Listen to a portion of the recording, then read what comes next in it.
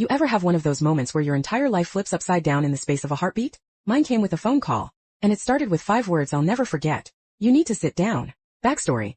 I'd been with Lucas for almost 3 years. He wasn't perfect, he left socks everywhere, forgot anniversaries unless I reminded him, but he was steady, funny, and always made me feel safe. My friends envied me. My parents adored him. My brother Nate even bonded with him over football and late-night beers. To me it felt like I had my team, my boyfriend, my brother, and me against the world. We weren't rushing marriage, but we talked about it. He knew my Pinterest board of wedding ideas existed. I thought we were on the same page. Then the call came. It was my cousin. She sounded panicked. Listen, I don't know how to tell you this, but you need to sit down before I say it.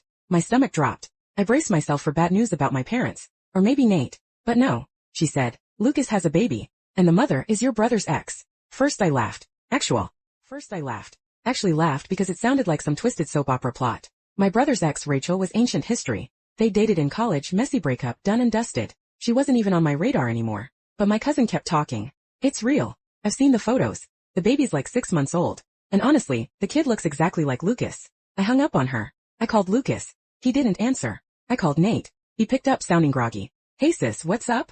I blurted out. Is Lucas the father of Rachel's baby? The silence on the other end was the loudest thing I've ever heard. Then Nate said quietly, I was hoping you'd never find out. Turns out, while Lucas and I were together, he'd been sneaking around with Rachel, my brother's ex-girlfriend. It started by accident. According to him, they bumped into each other. One thing led to another, blah blah blah. It wasn't a one-time thing. It went on for over a year. And the cherry on top? The baby was conceived smack in the middle of my relationship with him. Rachel apparently told Lucas she was pregnant, but they agreed to keep it quiet until they figured things out. And all that time he was still sleeping in my bed, eating dinner with my parents, planning vacations with me like nothing was wrong. My brother knew because Rachel eventually confessed to him. He didn't tell me because, in his words, I didn't want to break your heart until I was sure. As if my heart wasn't already collateral damage.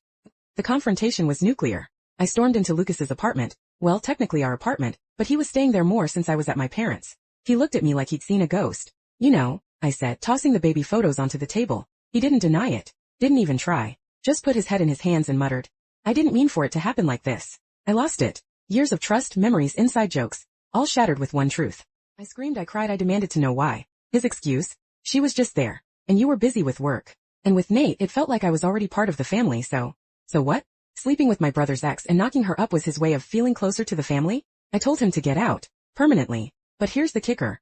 Rachel still wanted him. She actually had the audacity to call me saying, you don't understand, we have a child together. This is bigger than you now. As if I was the problem. As if I should step aside and let them play happy family while I quietly disappeared. My brother, meanwhile, was torn between fury and guilt. He hated Lucas for the betrayal, hated Rachel for the manipulation, but he also felt guilty that I had to find out this way.